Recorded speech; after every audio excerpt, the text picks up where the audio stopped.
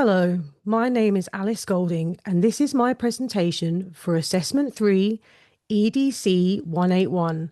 Today, I'll be sharing my understanding of what it takes to be a good teacher, the strengths and challenges that I have identified, and the steps that I am taking to prepare for future placements. For me, a good teacher begins with creating a sense of belonging. Gowler and Niche emphasize that inclusive, culturally responsive classrooms help every student feel valued, and this is central to my philosophy. A good teacher also demonstrates strong content knowledge and uses evidence-based strategies.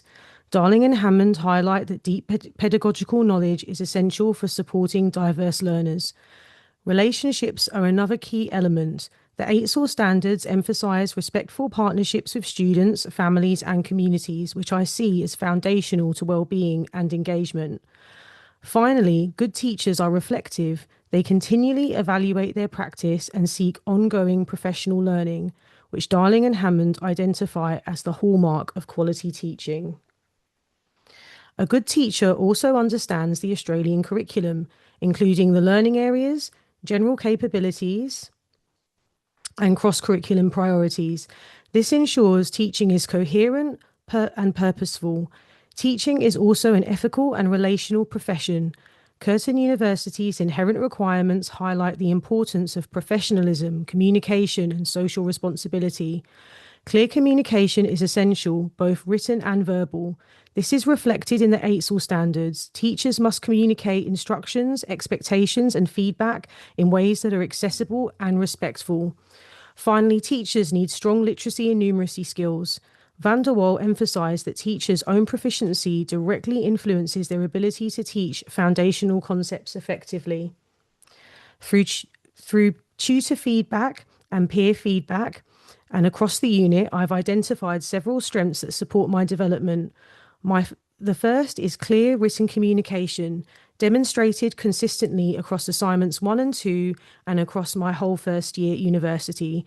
I also have strong skills in curriculum interpretation and resource design, shown through the artifacts that I have created across the units. Another strength is reflective practice. I actively engage with feedback and use reflective models such as Gibbs' cycle of reflection to evaluate my progress. Professionalism and organisation are further strengths. I consistently meet deadlines, participate actively, and approach my studies with care. Finally, I bring prior experience in planning and sequencing content through my work teaching Sanskrit and creating my own curriculum and published resources. Alongside these strengths, I've identified several areas for development. The first is behaviour management. I'm still developing confidence in managing routines and low-level behaviours. Another challenge is differentiation. I'm building my skills in adapting instruction for diverse learners. I'm also developing confidence in interpreting assessment data to inform my next steps. A new challenge relates to numeracy outcomes. The Grattan Institute report says that 1 in 3 Australian students are not meeting proficiency standards in mathematics. This highlights the importance of strong numeracy pedagogy and early intervention. Finally, I'm still developing confidence in engaging with parents and carers.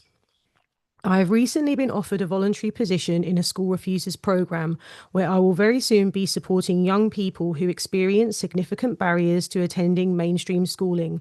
Although I haven't started yet, this role will involve teaching basic literacy and numeracy and working closely with students who require high levels of relational support and differentiation.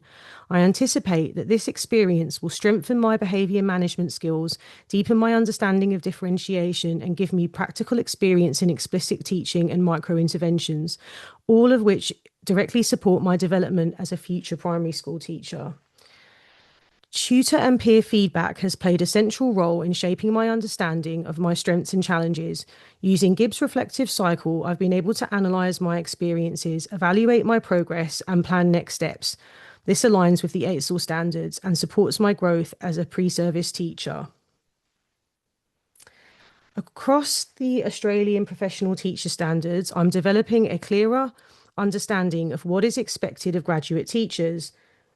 I'm learning to recognise diverse student needs, strengthen my content knowledge, plan effective learning sequences, Create safe environments. Engage in professional learning. And communicate professionally with colleagues and families. Preparing for future placements. To prepare for future placements, I will continue strengthening behaviour management, practicing differentiation skills, building literacy and numeracy skills, engaging in ongoing reflection, completing New South Wales mandatory training, and deepening my understanding of Aboriginal and Torres Strait Islander histories and perspectives. Thank you for listening. This presentation reflects my current understanding of what it means to be a good teacher. The strengths and challenges I've identified and the steps I'm preparing to take for future placements. I'm committed to ongoing growth, reflective practice, and developing the skills I need to support all learners.